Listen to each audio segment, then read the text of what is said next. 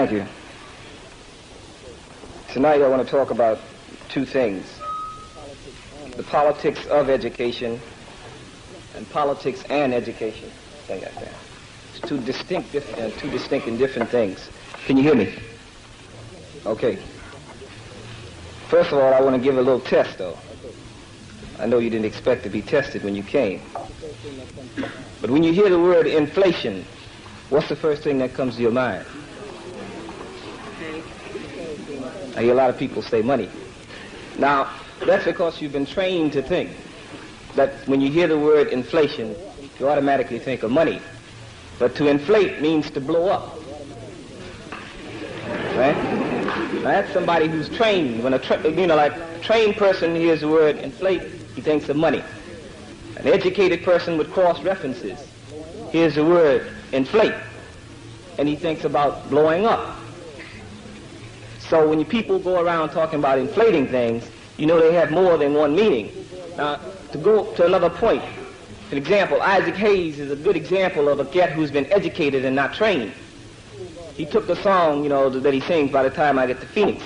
People thought that, everything that could possibly be done to that song had been done, until my man took it and turned it all the way around. He was an educated person.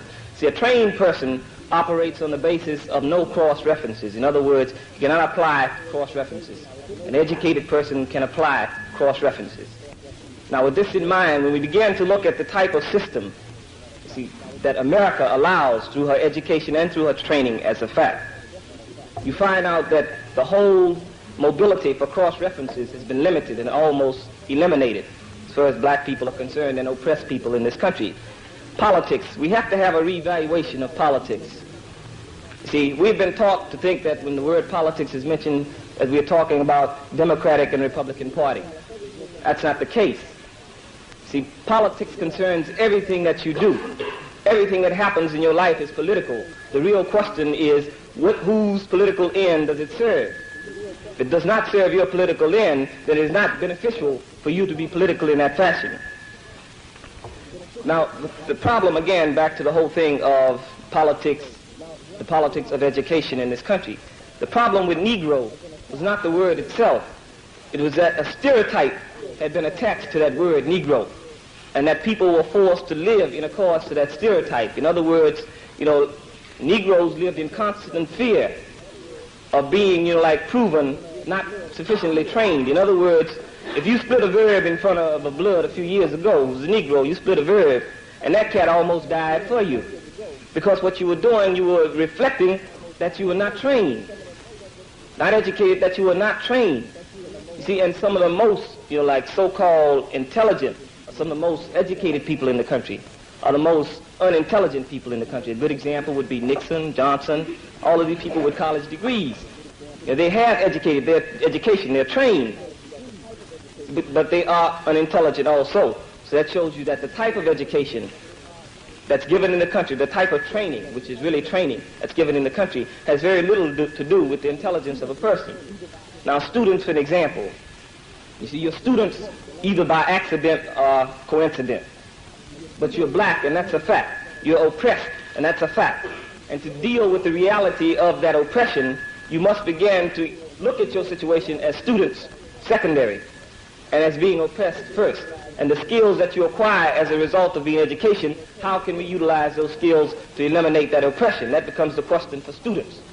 Again, when you begin to understand the whole system of education in this country, see, whatever you don't control can be used as a weapon against you. Anything that you don't control can be used as a weapon against you. Education has been used as a weapon against black people because black people have been trained to think a certain way. See, we do not control politics, so politics as it's known in this country is a weapon against black people. And we began to examine what politics is, we find out it's no more than the apex of white cultural aggression. Nothing more.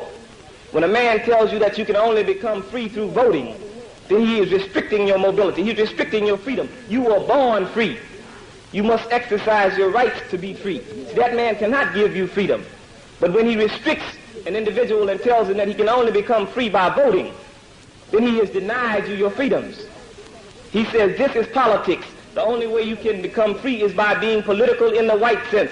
or in the sense of this country. But politics in this country, you see, the whole thing, it refers again back to what Camus once raised. He says, what better way to enslave a man than give him the vote and call him free? Does black people absolutely no good to be able to vote unless we can choose who we're voting for?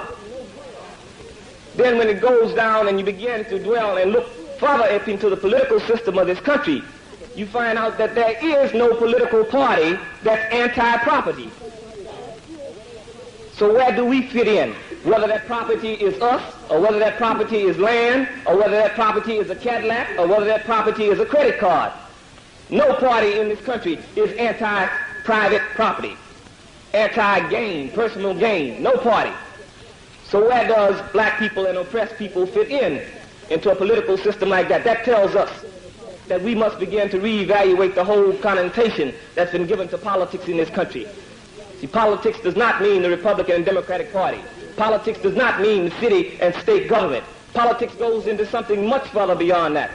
Politics goes into what happens to your life every day. You see, it's a political decision that most black people in Harlem are junkies. That's a political decision.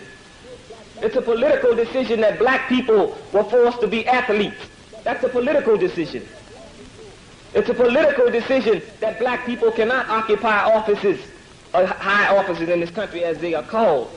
That's a political decision. But note here, not that, that would make any difference in terms of the whole thing of black people occupying offices. Because when you begin to understand the type of system that operates in this country, then you understand that it's not the individual who manipulates the system. It's the system who manipulates that individual. See, if Cleaver or Dick Gregory had become president in this country, it would make absolutely no difference, because America would still be in the war in Vietnam, because the country operates off what's known as the military-industrial complex, which says that war is profitable, which says that USS Steel must make steel for tanks, because over 70% of the people employed in this country are either directly or indirectly employed by the military. That's the politics of the economy of this country. When oppressed people begin to evaluate politics, we must understand that we have to create a politics that's relevant to us. We must create a politics that's relevant to our lifestyle.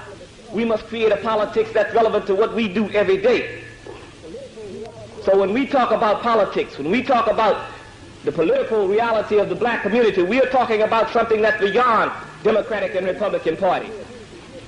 And in that sense, we must understand that we must incorporate a revolutionary ideology that pushes this type of political know-how and political knowledge in the black community.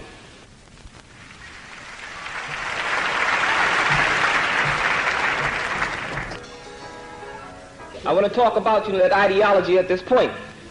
And it has to be an ideology of revolutionary nationalism. See, this country fosters the idea of competitive individualism. In other words, like he divides people. He divides. He tells you, be an individual, do your own thing. You cannot do your own thing if your own thing is not the right thing. You cannot do your own thing. You have to understand, one of the most counter-revolutionary things that came out last year was the whole slogan of do your own thing. This is what black people have been doing for years. Now, if your own thing does not happen to be the thing that's right for the struggle, then it's incorrect. You can't do your own thing. See, people run around here talking about, I'm going to do my own here. The junkie is standing on the corner nod and say, I'll let you do your thing, let me do my thing.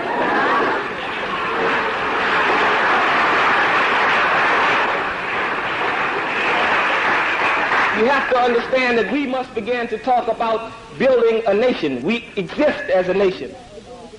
The reason they kill black people are not because they exist as wealthy or poor individuals. They kill them because they're black. So what you have to understand is that whether we recognize it or not, we constitute a nation. We must begin to employ nationalism in our struggle. Nationalism merely says that, we are talking about usness or we-ness. Black people can no longer talk about I. See, that whole individual thing has to be thrown out. This is, one thing that college students have to understand, because most of the cats who come down talking about I got my stuff together is cats who are coming out of college. You have to understand that, if you're speaking, you have to be speaking for the struggle. You cannot be talking for yourself, because I know what's going to happen if you get caught out there by yourself. You're going to be looking for everybody else at that point.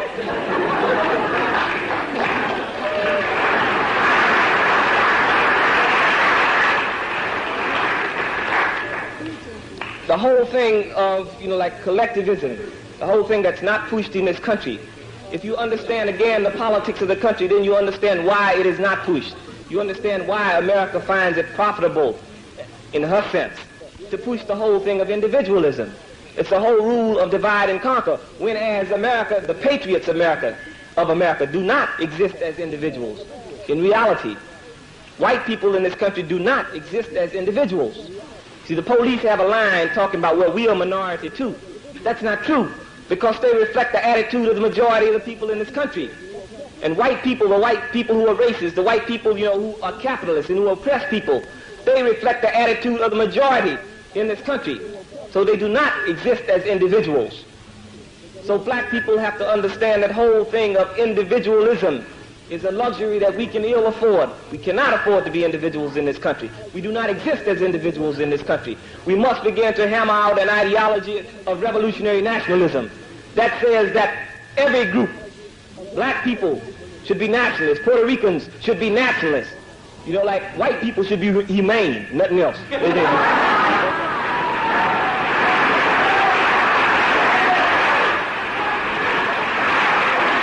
Because we cannot talk about white nationalism in this country at this point because of the way it's defined and what it means. We have to talk about white people being humane, nothing else. The American Indian can talk about nationalism. And when all of these groups, began to launch the type of revolutionary nationalism in their country, in their communities, when they become nationalists, then we can talk about waging a people's struggle. We cannot talk about waging a people's struggle in this country before then. Before each individual group becomes nationalistic in the sense that they are organized and that they are together for their own purpose. And that purpose, in the end result will be ending of repression and oppression of the masses of people. Then and only then can you talk about grouping and launching a people's struggle in this country.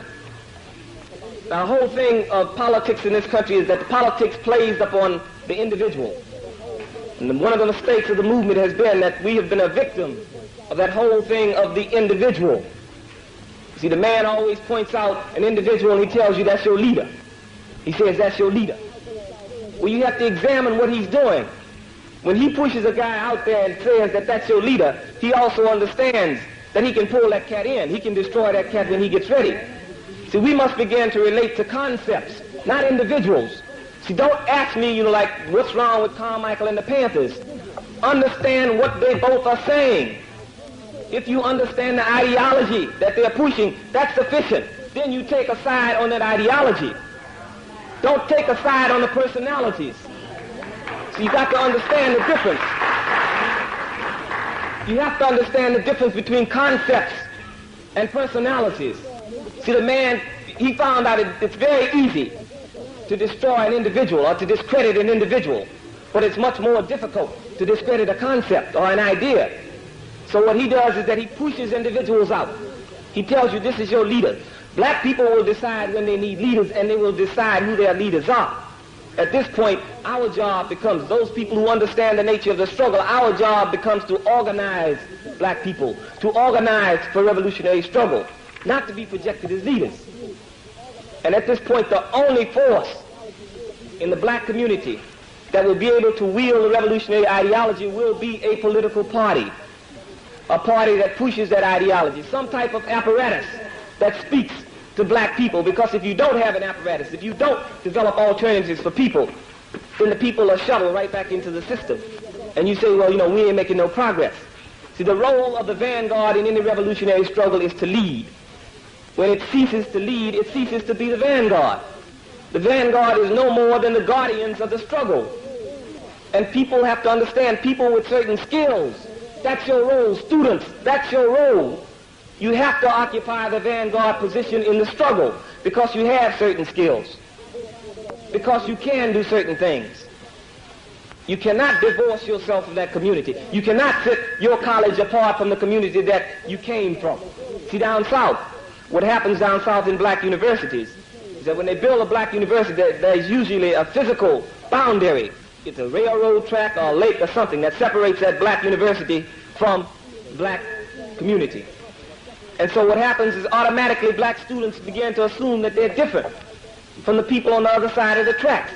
So all of a sudden they get scared to go out there where they got to buy their wine, because that's all they're going across for. They get scared to go out there because they think it's an entirely different person on the other side of the track. Again, the man is divided. He's made black people think that they're different. That's again, that's a luxury we can't afford. You have to understand in terms of how the man moves, how oppression comes down. He stratifies the community. You examine what happened in terms of the Jews in Germany. He didn't just vamp on the Jews. He got them segment by segment, in other words. The rich Jews say, well, he ain't going to mess with us. He just getting them poor Jews, them troublemakers. The same thing happens here in the black community. During the rebellion, black people who were doctors and who were professionals said, well, they ain't going to mess with us. They just getting the lawbreakers. But what really happened was that one of them doctors got caught out there in Newark, and the cop whooped his head till it roped like okra. Then he started talking about we and us.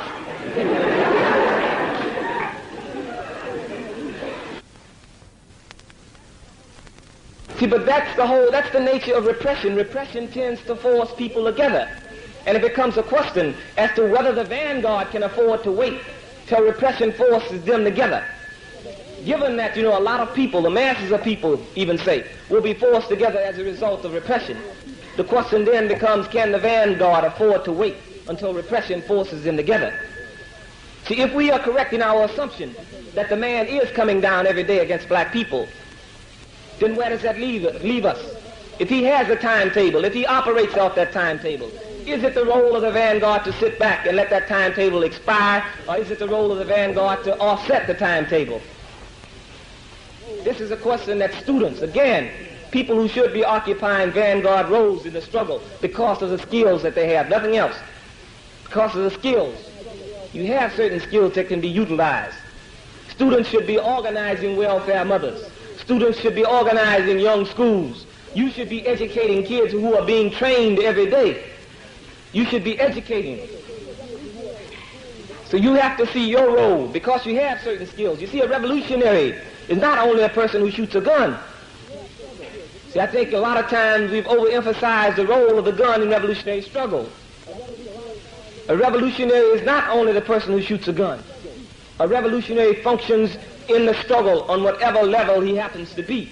See, there's something that's going on out at the IBM plant. Somebody's out there sabotaging the machines. They don't know who it is. Could be Leroy 00 Soul Buckwheat Johnson Jr. They don't know what's going on, but they know that their machines are breaking down. He's committing a revolutionary act against that company. So wherever you exist, you can exist in a revolutionary fashion if you are committed to revolutionary struggle. See, it's no longer adequate for us to say that we're going to have revolution by any means necessary. You have to begin to define the means that are necessary. You can't say struggle by any means necessary because, again, you're allowing cats to do their own thing. You allow a cat to say, well, I'm fighting the revolution in this way, Jack. I'm going to get some of the mayor's money. And that's how I'm fighting the revolution. You must lay down guidelines for revolutionary struggle. And to do that, you must have a revolutionary ideology. People have to understand that in terms of ideology, ideology is shaped as a result of struggle. You don't just sit up one night and come up with the correct ideology. That ideology happens as a result of struggle, of being out there working with people. See, the mistakes that a lot of black people make in terms of going to the black community is that you go in there with a program. Go in with an ideology and work around the programs that exist. Don't go in there with a program. People got a program. They got to have a program to live every day down there. But go in there with an ideology that can tell that cat, I can make, this a little easier on you. We have a revolutionary ideology that tells, in terms of the cat who hustles, that, if you do such and such a thing, you can, in terms of alleviating the pressure and the oppression on other brothers, this can be done. Don't go in there and tell the brother, look here, man, put down your hustling, give up your numbers, What do you have to offer him? Infuse in his mind, how can he use the money that he gets? You know, if we need a cut of the money from the numbers to run a revolutionary organization, then look at here, brother, this is what I want to talk to you about. I want to talk to you about, you know, giving me a cut of the money that you're getting from the numbers. That's your revolutionary duty. That's your revolutionary obligation and your revolutionary duty. Don't go there and tell the cat, look at here, man, you got to give up that stuff. Because I got something better. It might be better. It might, but you're telling that cat to give up something that, you know, the way he knows how to live. That's his skill. For a program that he has never tried, for a program that you don't know if it's going to work. See, because most of our programs is theory at this point. The application of theory is the proof of theory. When we begin to apply that theory, when we can tell a cat that we got something that'll work, that's when, you know, cats will begin to come on. Until then, we have to use people on the level where they exist. We can't tell a cat, look at here, man. I mean, don't go to the wall unless we got an alternative for it. What alternative do you have for a cat who you don't let go to the wall? You either make him aware that he's going to spend some time in jail and you prepare him for that. But to tell him, you know, just, hey, man, don't go to the wall. The cat's going to look at you and say, well, what you got better? What you got to offer me, man? I might be able to go to the wall and become a typist. What do you have better to offer me? See, programs exist in the black community. What we have to do is to forge a revolutionary ideology that makes those programs work for the struggle. Make the programs work for the struggle. Now, in terms of the whole role of college students at this point, black college students in particular, you have, you know, a vast, you know, there's a colony in Bedford-Stuyvesant, there's a colony in Harlem, you're surrounded by them. We need people, you know, to do work, to organize black people. We need people to go in and to work with black people, to infuse black people with that type of revolutionary ideology. Because if they don't have it, then every time Nixon comes up and screams that he got a new program, black capitalism, which is, you know, a myth, then they're going to try it out. They're going to go for the ghost. You go for the ghost. You laugh, but you go for the ghost. See, the whole thing, you know, like in terms of where we are at now, where a lot of us are at now, is that we have infused as an ideology, or for an ideology, the whole concept of militant blackism. In other words, it has become sufficient for a lot of us to be black and proud. But understand that there is no contradiction between singing America is my home and saying that I'm black and I'm proud. There is no contradiction. So a lot of us are just at the point where we are black and proud. That's not sufficient. We must go beyond our dashikis, our beards, and our beads. You have to go beyond that. See, because you have to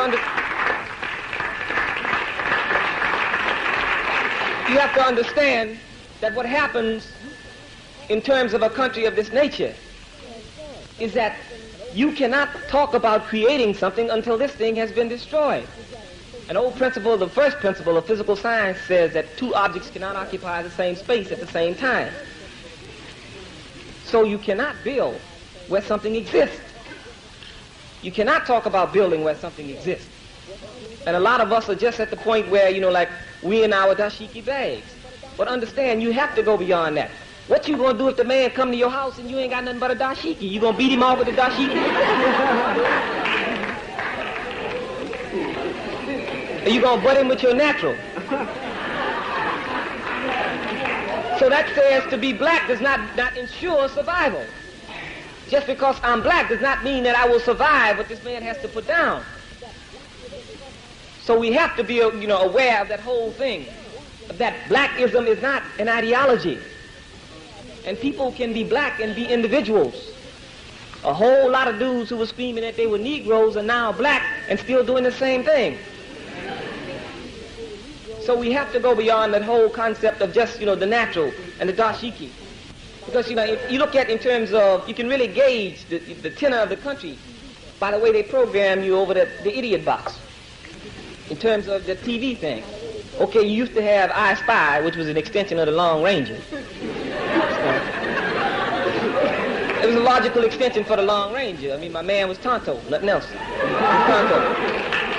But then you look today, what you have on TV today, and on the radio, you got the dude in the blue dashiki, the Newport dude in the blue dashiki. on the radio, commercials. I mean, this reflects an air of militancy. This is a whole new thing. White folks will co-opt dog shit, man, if it's to their advantage. If that's to their advantage, they will co-opt it. The militant black, they found it necessary to co-opt that to make it harmless. So they will show you the militant black. They show you a dude on TV. This dude, look here, he can't do wrong right. This cat can't do wrong right. But he's a militant. He's a militant. He's standing there, he got on all his uniform. He got on his uniform and everything. He's talking bad. He's woofing. But in the end, whose side does he come over to? He said, well, yeah, this is my country, baby, and yeah, you know, and I was going the wrong direction. I mean, the man programs. He programs.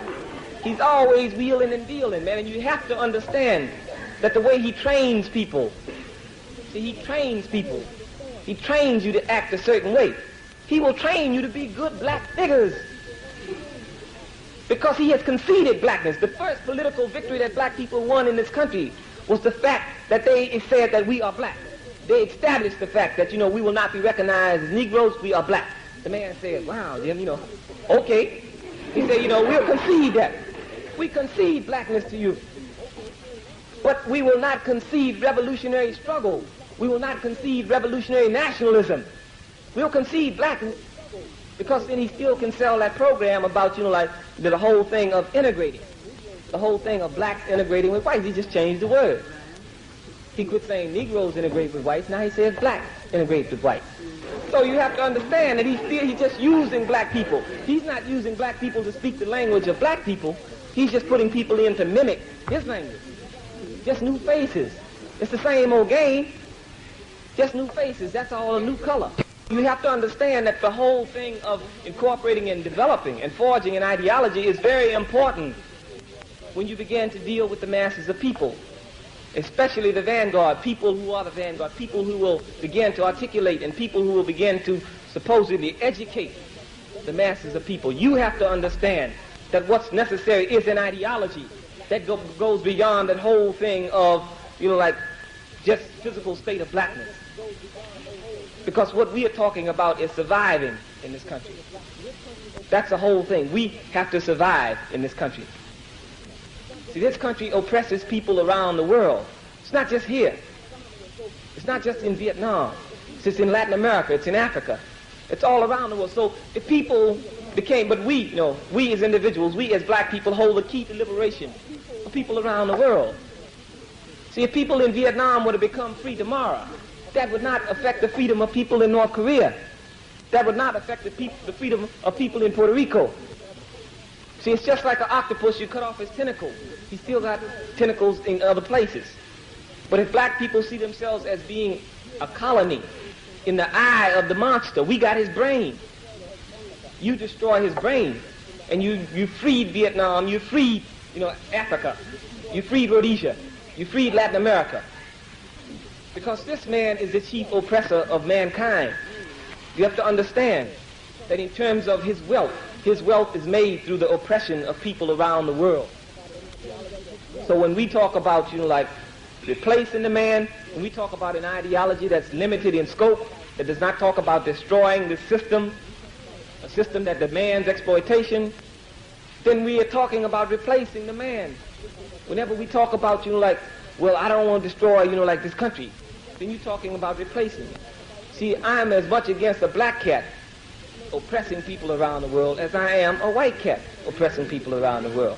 Wouldn't make me any difference. I would struggle just as hard against a black cat who will oppress black people because it would be necessary to oppress some people in this country if you took the seats. If all the white folks in the world would have died and black folks moved in on the seats and assumed those positions and business went on as usual, then Vietnam would continue. Rhodesia would still be imprisoned and oppressed. And it would be because of the, you know, the economic pursuits of this country. The only way that this country can stay wealthy is that it oppresses people. Capitalism demands exploitation in some form of other people. So when we're talking about creating an ideology, we have to talk about ideology that's free from that type of economic oppression and physical oppression, because the physical oppression comes as a result of that economic pursuit. So we have to talk about, you have to begin to examine, we can't be immune. We have to examine all ideologies. We just can't be immune because the man says, well, you know, that's communism. Or that's socialism. You shouldn't talk about that. See, I mean, if this is the role of the student. You have to begin to articulate that. And I'm not saying that, you know, you take a struggle and bring it over here intact. I'm not saying that. Because you cannot import and export revolution. What I'm saying is begin to examine the concepts of socialism. Understand what the man means when he says that the entire wealth of the world belongs to all people, which again goes back to what American politics is not based upon, because American politics is based upon property and land, and a question that has to be raised at this point is how can you own land? See, if white folks could figure out how to bottle air, they'll do it to make profit off of it. If they could figure out how to bottle air, they would bottle air. They could figure out how, you know, to measure water in cubics and issue out water every day, they would do that because they could make profit off of that. So you have to understand that how in the world can people, you know, talk about owning land, water, and air, because land is just like water and air in that sense. We have to talk about using the modes of production, the technology. We're not talking about destroying the technology because technology is not an evil in itself. It's how that technology is employed, how that technology is used. We're talking about sieging that technology and using it to benefit mankind, not to oppress mankind. You realize that this country is technically capable of feeding people around the world. But they don't even feed black people in the country. Over 500 black kids die each year alone in Alabama for lack of proper food and nourishment, which again goes back to the politics of this country. And where black people are concerned on that level, that's the politics of genocide. He's exterminating black people actively. He's starving black people to get to death. So we're talking about sieging control of the technology and using it so it benefits mankind, so it benefits all black people, all oppressed people, people around the world. And this is what we have to be concerned about. I'm in the end because I understand that there's some questions, that people would like to raise. But in ending, I want to say that we have to consider ourselves as the authors of new justice. We have to see ourselves as the authors of a new justice. And wherever we find injustice and tyranny, we must stamp it. We must kill it. Frederick Douglass said the world belongs to the youth. Our job is to seize that and to make the world more humane. That has to be the role of any revolutionary or any person who considers himself revolutionary. If we begin to examine the laws that have been coming out, from Washington, D.C., and in terms of local governments, for the past 10 years, these have been laws of repression against black people, directed at black people. Omnibus crime bill, there's a new law that come out this summer called preventive detention law, the McCarran Act of 1950, which sets up concentration camps. All of these laws talks about dealing with black people. So I think that, as that type of repression comes down, black people are going to be forced to do certain things. And in terms of, revolutionary people, you see, white folks will create more revolutionary blacks than I ever could. Well, when you think that it takes $82 billion to fly up to the moon to bring back some rocks.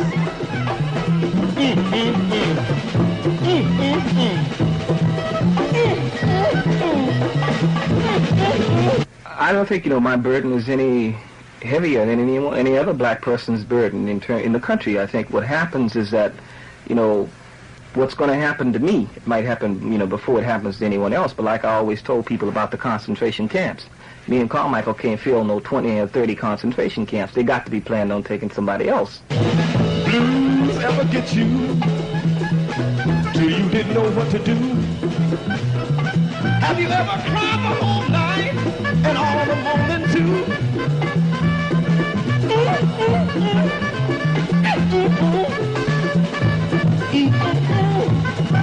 The whole question of alliances is that, I will determine, if I need an ally and if you can serve as an ally. At this point, I don't see anybody in the white community who can serve as an ally because you haven't done any work in your community, the only community that you should be able to relate to. Go talk to the Birchites, and if you can't convince the Birchites, neutralize as many people as you can. Work with as many people who feel the same way as you do. And then if we need you to pour gas on yourself and jump on Nixon,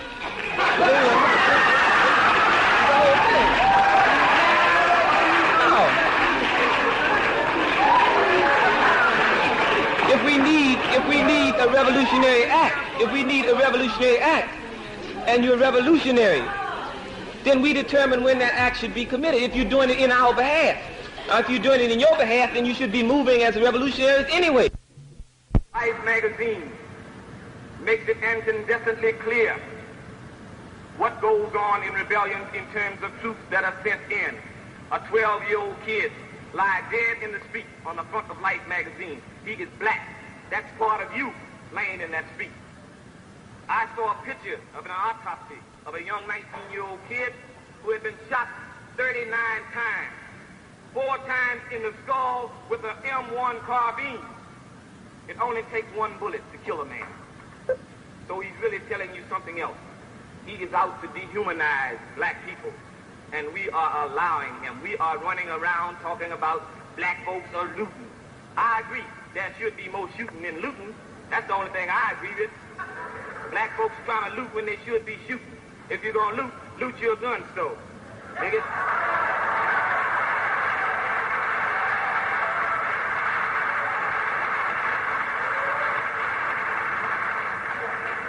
Brothers, because the only thing he recognizes and respects is armed people. The only reason that the honky did not go into Plainfield and wantonly destroy and kill people was because the brothers were armed. They had 46 automatic weapons. Each one of those weapons would shoot 9,000 times and chunk of bricks for half hour.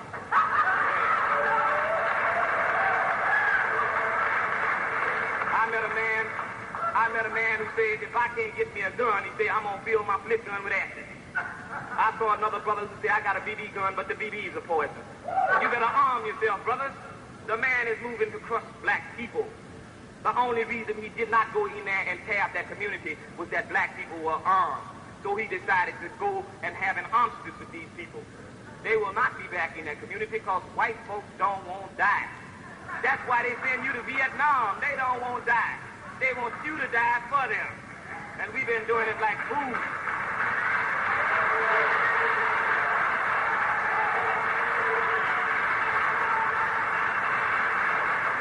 For years, brothers, for years, we've been running around here talking about love that man to death. You better shoot that man to death. Don't love him to death, brother, because he ain't got no love in his heart for you. When it comes to black people, America has no conscience. I have read where white men have stumped pregnant women in the ground. Black women. They have to show you where his mentality is. He rapes a black woman and then imprisons his son. You've got to be dealing with an animal, brother. One white man said about them, and this was another honky talking about him, Bernard Shaw, says that America has never known civilization. He said it is the only country in the history of the world that has come from barbarism to decadence without going through civilization.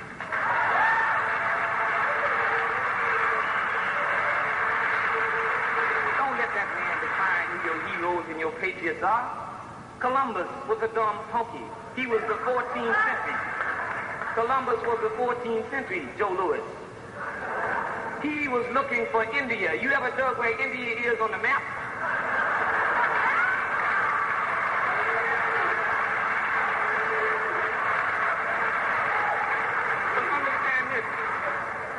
But understand this, America has the power to legitimize anything that happens.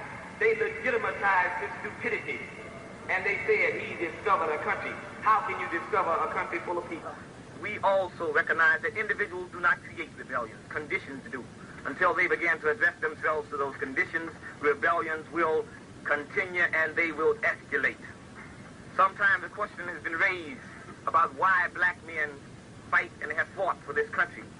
It is the black man's implacable will to be free that makes him fight for this country. And it is that same will that will make him fight this country.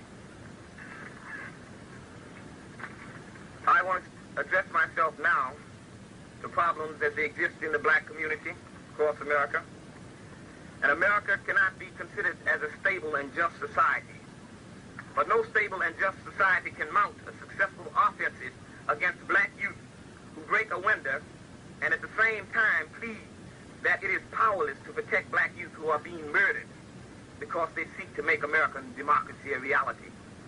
Each time a black church is bombed or burnt, that is violence in our streets. Each time a black body is found in the swamps of Mississippi and Alabama, that is violence in our land.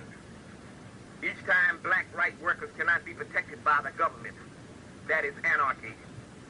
Each time a police officer shoots and kills a black teenager, that is urban crime. You see, we recognize America for what it is, the Fourth Reich. And we tell America to be on notice, because if you are going to play Nazis, black folks ain't going to play Jews. Yeah, we have to begin to move to control our community. Everything that's in your community that you don't control is a weapon against you. Public education as it exists today is a weapon against black people. TV and news media, especially the WPP, white power press, white people's paper, and white people's power, are enemies against black people. What the white press does is that it makes black people an enemy of black people.